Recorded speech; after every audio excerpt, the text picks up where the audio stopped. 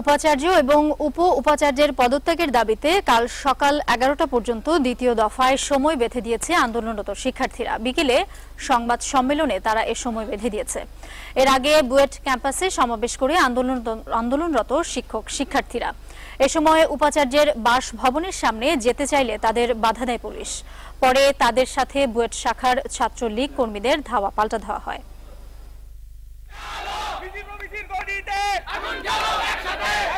বুয়েটের উপাচার্য ও উপাচার্যের পদত্যাগের বেঁধে দেওয়ার সময় পার হওয়ার পর সকাল 11টার দিকে আন্দোলনরত শিক্ষার্থীরা ক্যাম্পাসে মিছিল সমাবেশ করে উপাচার্যের কুশপুত্তলিকা দাহ করে।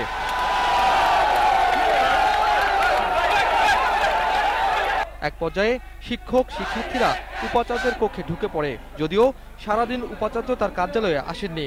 দুপুর 12টার দিকে বুয়েট খোলার দাবিতে ছাত্রলীগের একটি মিছিল ভিসির কার্যালয়ের দিকে আসলে উত্তেজনা ছড়িয়ে পড়ে।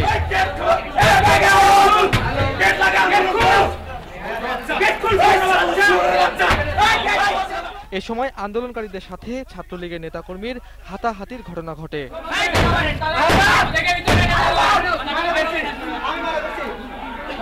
পরে শিক্ষক ও পুলিশের হস্তক্ষেপে পরিস্থিতি শান্ত হয়। তবে যারা দীর্ঘদিন থেকে উপাচার্য ও উপাচার্যের অপসারণের দাবিতে আন্দোলন করে আসছেন তাদের অভিযোগ বহিরাগতরা বুয়েটকে অস্থিতিশীল করার চেষ্টা করছে। যাদেরকে আমরা কখনো বুয়েটে দেখিনি তারা এখানে উপস্থিত হয়ে তারা ভিসির পক্ষে তারা সাফাই গাচ্ছে এবং ছাত্রছাত্রীদের মধ্যে ভীতি সঞ্চার করছে এবং তারা একটি বিশেষ টি শার্ট পরে তারা মিছিল করছে। এতদিন আমরা খুব শান্তিপূর্ণভাবে করে গিয়েছি, বাট সেটা মানা হয়নি। সো এখন আমাদের এই পদক্ষেপ নিতে বাধ্য করা হয়েছে।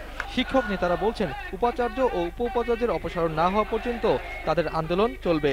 আমরা শিক্ষকরা ওনার অফিসে অবস্থান নিয়েছি, ওনার জন্য অপেক্ষা করব এবং ওনারা যতক্ষণ না আসে এবং আসল কথা হচ্ছে ওনারা যতক্ষণ না পদত্যাগ না করেন আমাদের এই অবস্থান হয়তো চলতে থাকবে।